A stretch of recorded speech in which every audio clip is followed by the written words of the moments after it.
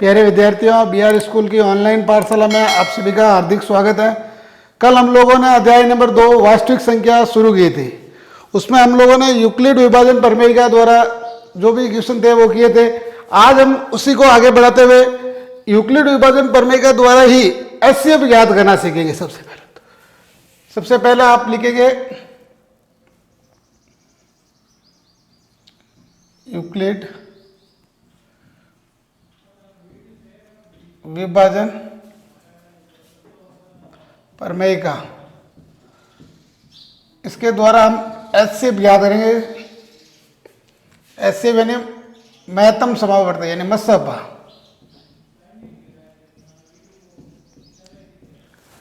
अब यूक्लिड विभाजन प्रमेय का द्वारा HCF ज्ञात करना है। HCF ज्ञात कैसे करेंगे? यूक्लिड विभाजन क्या है? यह है आपके A बराबर BQ प्लस R, यानी कि हम कोई भी संख्या, दो संख्या होगी उसका HCF ज्ञात करेंगे। HCF ज्ञात कैसे करेंगे?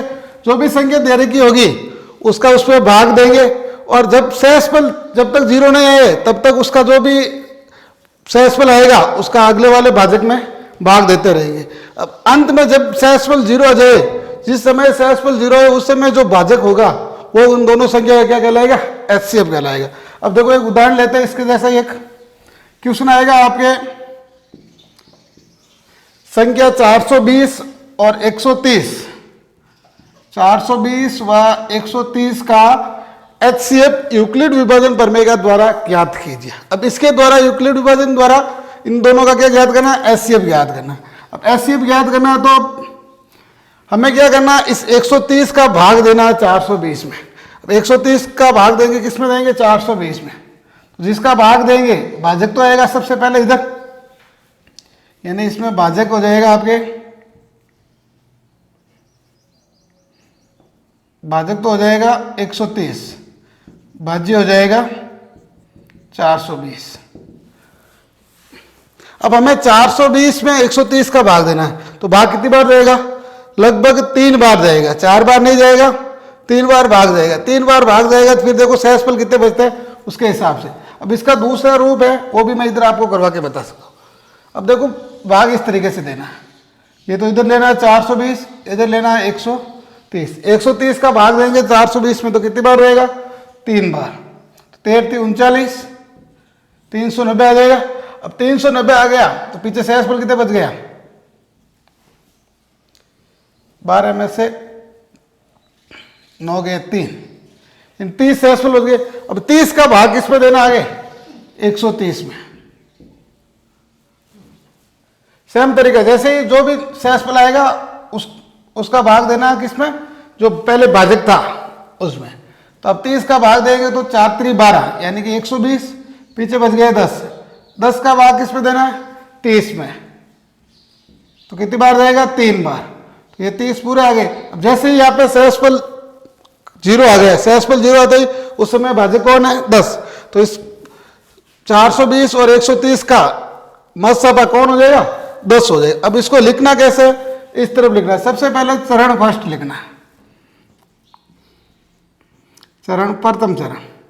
अब प्रथम चरण में क्या करना है हमें कि भाई 420 बराबर 130 इंटू 3 प्लस जो सहस्फल आए थे वो प्लस में लिख दो। यानी कि हमने सबसे पहले भाग किसमें दिया था? 420 में। किसका दिया था? 130 का। कितनी बार गया? 3 बार। सहस्फल कितने बचे? 30। तो अब इन दोनों को गुणा करके जोड़ेंगे, 420 आ गए। अब यहां सहस्फल 0 नहीं है, सहस्फल 30 नॉट इजिकल टू 0, अतः द्वितीय चरण,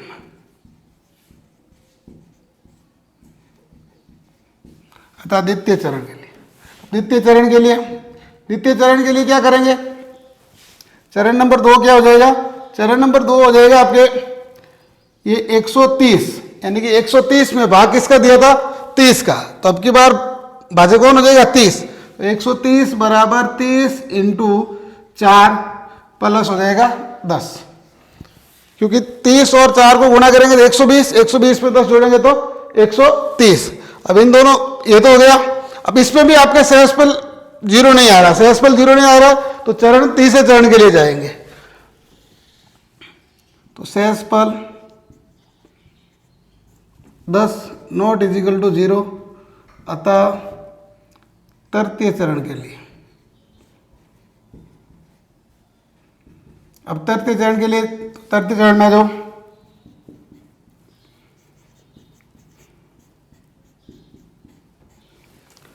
अब तृतीय चरण में क्या करना है, 30 पे भाग देना है 10 का, तो 30 बराबर 10 इंटू 3 प्लस शेषफल कितना हो जाएगा 0, क्योंकि 3 इंटू 10 30 हो जाएंगे, 30 हो गए, शेषफल 0 है। अब जैसे यह शेषफल r इजिकल टू 0 आ जाएगा,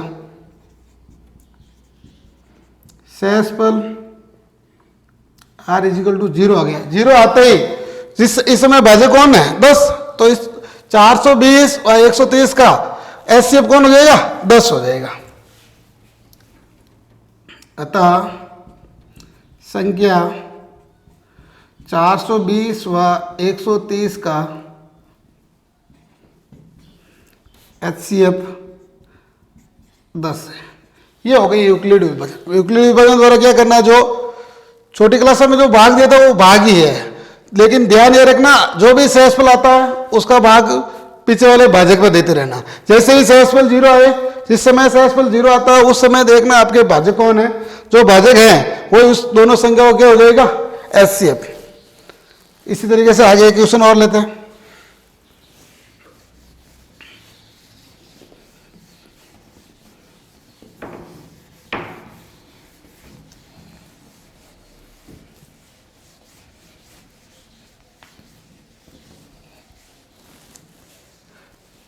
क्वेश्चन नंबर 2 है, यदि 408 और 1032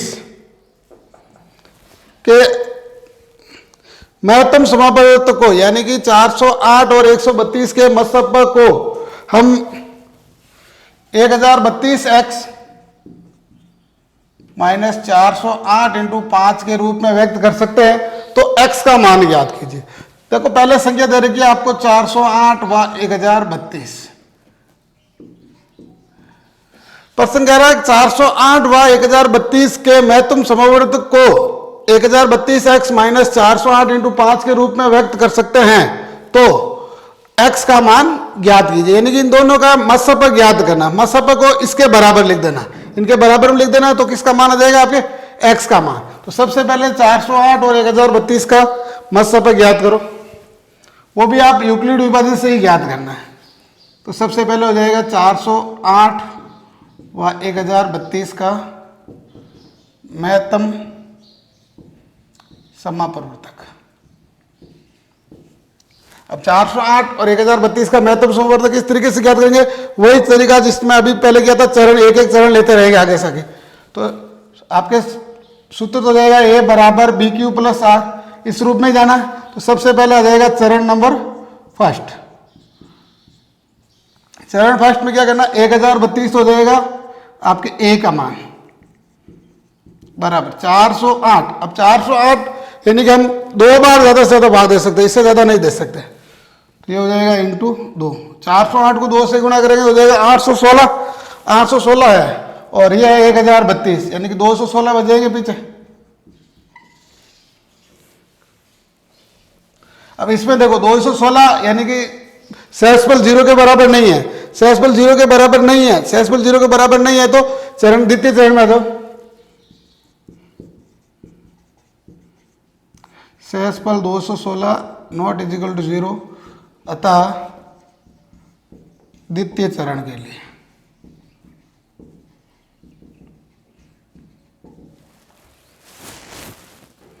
द्वितीय चरण में आ जाओ। द्वितीय चरण हो जाएगा आपके ये हो जाएगा। तो अब 408 में किसका भाग देंगे, 216 का। तो 408 बराबर 216 इंटू, अब देखो 216 को यदि 2 से गुणा करेंगे तो 432 हो जाएगा, तो ज्यादा हो जाएगा, तो हम एक बार ही गुणा करेंगे। तो 216 इंटू 1, पीछे बचेंगे आपके 408 में से 216 घटा दो,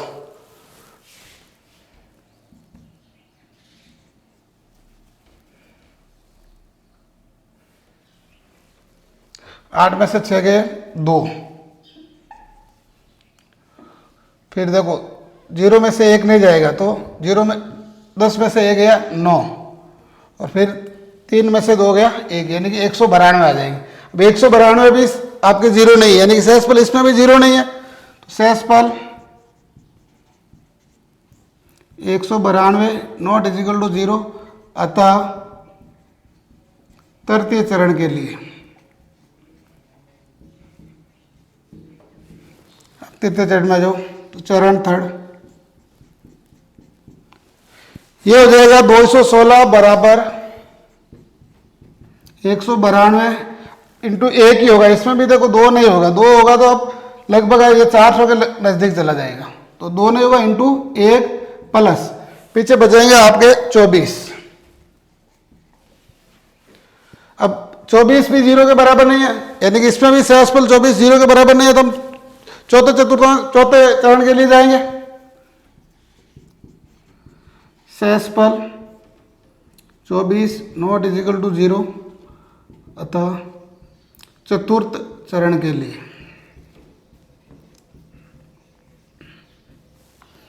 तो चौथा चरण हो जाएगा आपके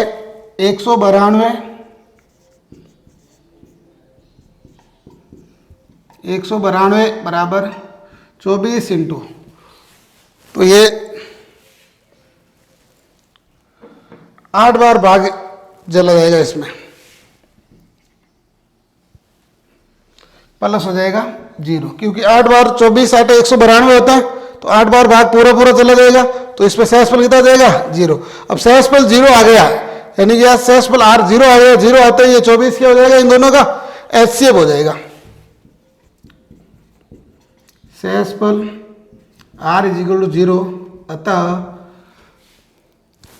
408 व 1032 का HCF 24 है। कितना हो जाएगा 24। अब HCF 24 आ गया, कितना आ गया 24। अब 24 आ गया, हम प्रश्न में क्या दे रखा था, इन दोनों के HCF को इसके रूप में व्यक्त कर सकते हैं, यानी कि इसके बराबर लिख सकते हैं। अब HCF इसके बराबर आ गया, तो आपको किसका मान ज्ञात करना, x का, तो ये हो जाएगा 1032 x माइनस 408 इंटू 5 बराबर हो जाएगा 24। 408 को 5 से गुणा करो, तो हो जाएगा 1032 x माइनस 8 पंजे 40, यानी कि 2040 बराबर हो जाएगा 24। अब देखो इन 2040 को उधर भेजो, तो ये हो जाएगा 1032 x बराबर 24 प्लस 2040, ये माइनस के थे, पक्ष में अंदर हुआ तो प्लस के हो गए, ये हो जाएगा 1032 x बराबर 2064। अब x बराबर हो जाएगा 2064, 1032 इधर गुणे में पक्ष में अंदर होगा तो भाग में हो जाएगा, तो x बराबर 2064 में 1032 का भाग देंगे, कितनी बार जाएगा 2 बार, तो x का मान कितना आ गया 2। अब इस तरीके से जो भी यूक्लिड विभाजन से HCF ज्ञात करना है, तो इस तरीके से ज्ञात कर लेना, चरण बाई चरण कंटिन्यू चलते रहना। जैसे ही शेषफल 0 है, उस समय जो भाजक होगा वो क्या हो जाएगा शेषफल, नहीं ये HCF।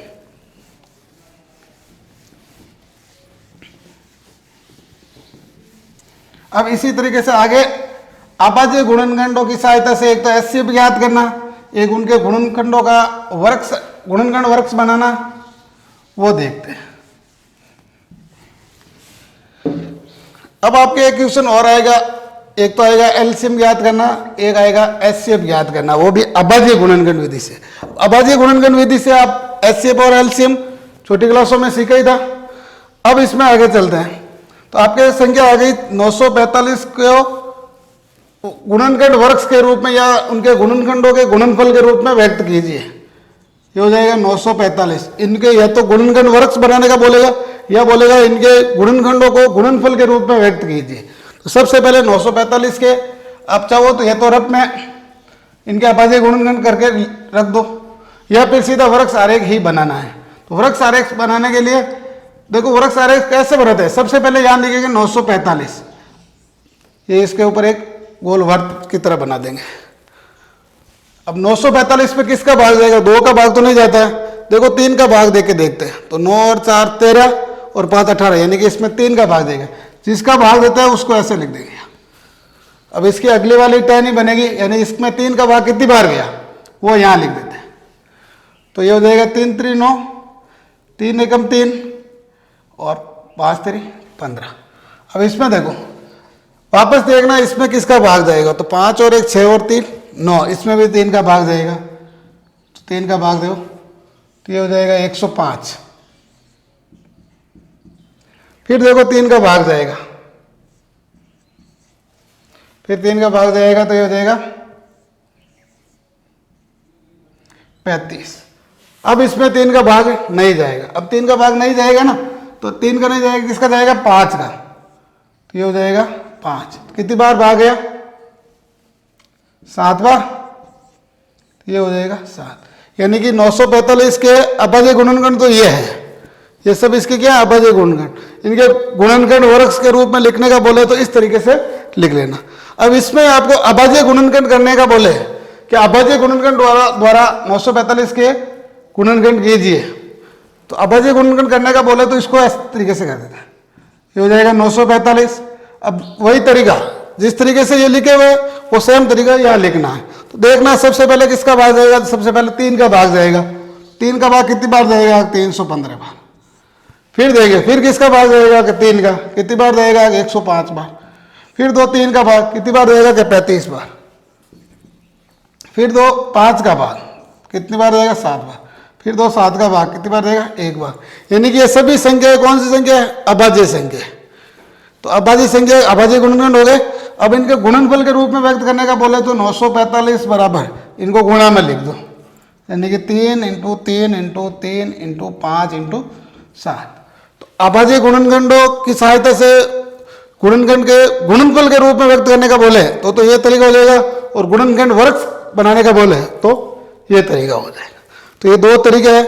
अब इसके साथ आपको एक तो अभाज्य गुणनखंड विधि से एचसीएफ ज्ञात करना और एलसीएम ज्ञात करना बताएंगे।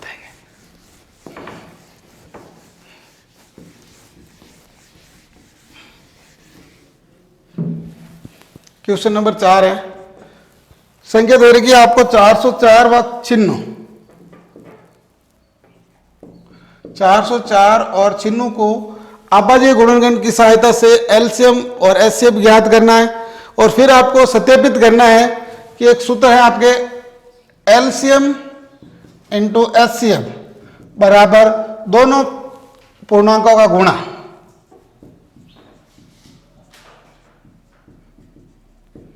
दोनों पूर्णांकों का गुणा ये होता है, यानी कि एलसीएम इंटू एचसीएफ, एलसीएम और एचसीएफ जो भी आएगा उन दोनों को गुणा करेंगे और इधर दोनों संख्याओं को गुणा करेंगे तो वो सब क्या होंगे बराबर आएंगे। अब ये तो सत्यापित करना है, उससे पहले आपको इनका एलसीएम और एचसीएफ ज्ञात करना है। ये तो सत्यापित करना, पहले तो 404 और चिन्हों का एलसीएम ज्ञात करो, एचसीएफ ज्ञात करो, वो भी अभाज्य गुणनखंड विधि से। अभाज्य गुणनखंड विधि से कैसे ज्ञात करता है इधर देख लो। अभी किए थे जिस तरीके से पहले इनका अभाज्य गुणनखंड कर लो, फिर इन गुणनखंडों को गुणनफल के रूप में व्यक्त कर लो। जो भी कॉमन आते हैं कॉमन ले लो, जो नहीं आते वो भी एलसीएम है तो वो दोनों लेंगे, और जो एचसीएफ में जो कॉमन आ रहा है वही लेंगे। तो सबसे पहले तो हम इनका 404 का अभाज्य गुणनखंड करते हैं। तो किसका भाग जाएगा 2 का, कितनी बार जाएगा 202 बार। फिर किसका जाएगा 2 का, कितनी बार जाएगा 101 बार। अब 101 में किसी का भाग नहीं जाता है, 101 में 101 का ही भाग जाएगा, तो ये हो जाएगा 1। फिर देखो इधर कर लो चिन्हों के अभाज्य गुणनखंड। चिन्हों में किसका जाएगा 2 का, कितनी बार जाएगा 48 बार। फिर किसका जाएगा 2 का 24 बार। फिर किसका जाएगा 12 बार। फिर 2 का 6 बार। फिर 2 का 3 बार। फिर 3 का 1 बार। तो इनके अभाज्य गुणनखंड हो गए। अब इनको अभाज्य गुणनखंड के गुणनफल के रूप में व्यक्त करो सबसे पहले। तो ये हो जाएगा 404 बराबर 2 × 2 × 101। और इधर हो जाएंगे चिन्हों बराबर 2 × 2 ×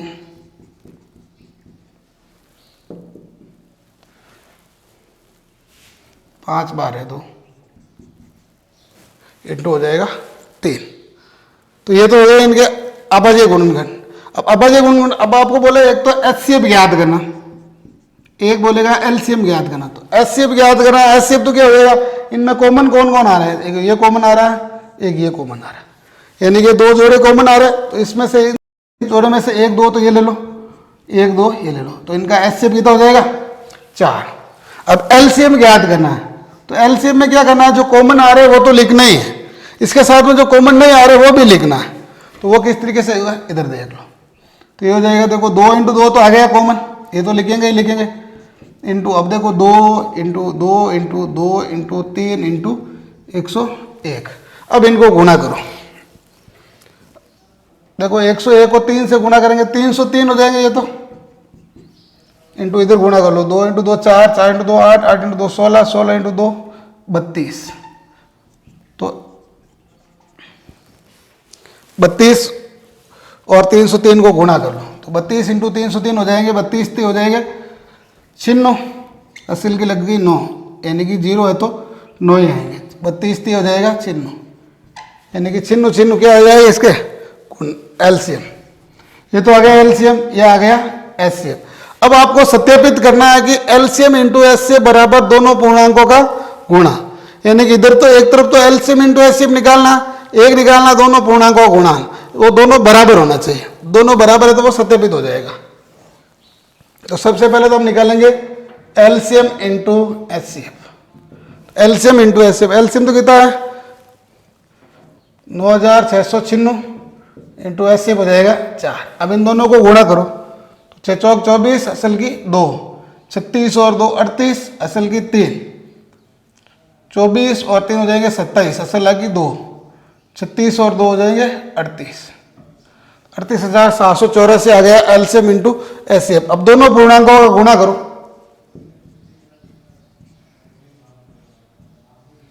दोनों पूर्णांकों का गुणा, तो ये हो जाएगा आपके 404 इंटू 96, 404 और 96 को गुणा करो, 404 और 96 को गुणा करेंगे तो 96 चौके हो जाएंगे आपके, या इसको इस तरीके से गुणा कर ही लो, 6 चौक 24 और 9 चौक 36,